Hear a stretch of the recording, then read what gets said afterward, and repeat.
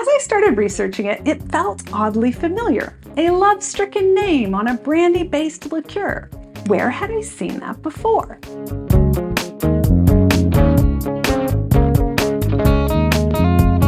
Hello and welcome to My Tiny Bottles, the project where I'm exploring my grandmother's legacy of miniature liquor bottles, one tiny bottle at a time. I'm your host, Tammy Coxon. I love it when a new bottle from Grandma's collection helps explain an old bottle. Bottle number 85 is Le Grande Passion, a passion fruit and Armagnac liqueur from Marnier-Lapostolle, better known as the makers of Grand Marnier orange liqueur. As I started researching it, it felt oddly familiar. A love-stricken name on a brandy-based liqueur. Where had I seen that before? Way back in bottle number 5, that's where. Le Grand Amour was one of the bottles that I randomly selected from Grandma's collection in the first episode I ever recorded. And I had a really hard time finding out anything about it. I went down rabbit hole after rabbit hole, searching through trademarks, looking up distillery addresses in France, and puzzling over other brands of similar liqueur. Now, 80 bottles later, I'm a lot better at the research side of things. If Le Grand Amour showed up now, I would be able to confidently say it was heavily advertised from 1992 to 1996 and then completely disappeared.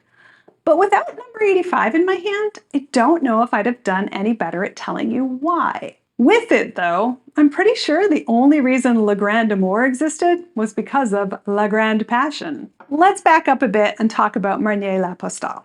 It started with Jean-Baptiste Lapostolle, who founded a distillery in 1827 outside of Paris to make fruit liqueurs. Nearly 40 years later, in 1876, his granddaughter Julia married Louis-Alexandre Marnier, a member of a wine merchant family that sold the Lapostolle liqueurs. The marriage brought not only the two lovers together, but their respective family businesses as well. As I talked about in bottle 54, Cointreau, orange liqueurs were hot in the 1870s and 80s, as all the different makers of fruit liqueurs sought to bring this exotic flavor to the masses. Most were made with a neutral base, and for a while, all of them were called Curacao. Cointreau would eventually brand theirs as a triple sec because they claimed it was 3 times as orangey as those other orange liqueurs. Marnier-Lapostolle was also experimenting with orange liqueur, but they went the other direction. In 1880, they decided to do something radical and started combining their orange liqueur with another strongly flavored ingredient, cognac.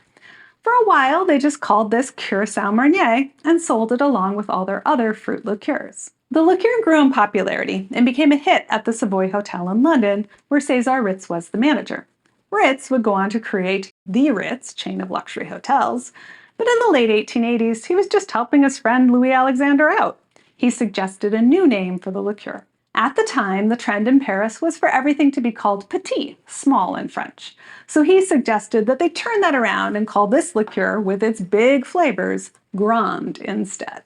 In 1892, a new bottle was created to match the new name, and it's largely unchanged still today. Before long, Grand Marnier became so popular that it became the focus of the company, and they mostly gave up making other fruit liqueurs. But obviously there were exceptions here and there, because almost 100 years later, around 1984, they released Le Grande Passion.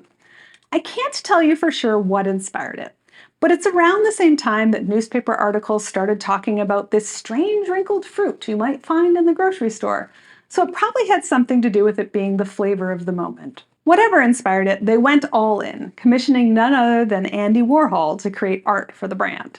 Other artists got in on it too, including Clayton Lefevre in 1989. With a name like Le Grande Passion, it should come as no surprise that this was promoted as the perfect gift for the love of your life. Some full-size bottles came packaged in elaborately decorated tins, while half-size bottles were sold in heart-shaped tins for Valentine's Day gifting. The product got a lot of press and seems to have been well received. Which is why I'm pretty sure the bottle number 5, Le Grand Amour, was created by a competitor wanting to cash in on the romance, and maybe siphon off a few sales through brand confusion. Where Le Grande Passion has Armagnac and passion fruit, Le Grand Amour was cognac and almond. Both played up their romantic possibilities. And both disappeared by the middle of the 1990s. A post on the Marnier-Lapostolle website attributed it to the cost of the Armagnac, which made it harder to compete against cheaper liqueurs using neutral alcohol, and said that they'd ceased production in 1994. My bottle has a government label on it, so it is most likely from towards the end of the brand's 10-year lifespan. I'm really excited to taste this one. I love passion fruit, I like Armagnac. Most of the brandies in Grandma's collection have held up really well. The fruit liqueurs are hit or miss, but this is in a glass bottle with a really good fill level, so I am very optimistic. Not sure yet who I'm going to taste it with, so if you know the perfect person, let me know. You can leave a comment below or at my website, mytinybottles.com, or on social media. Look for @mytinybottles on Facebook and Instagram and @TammyLC on Blue Sky. Don't forget to like, subscribe, and share. Also, check out my Patreon for bonus content. Cheers!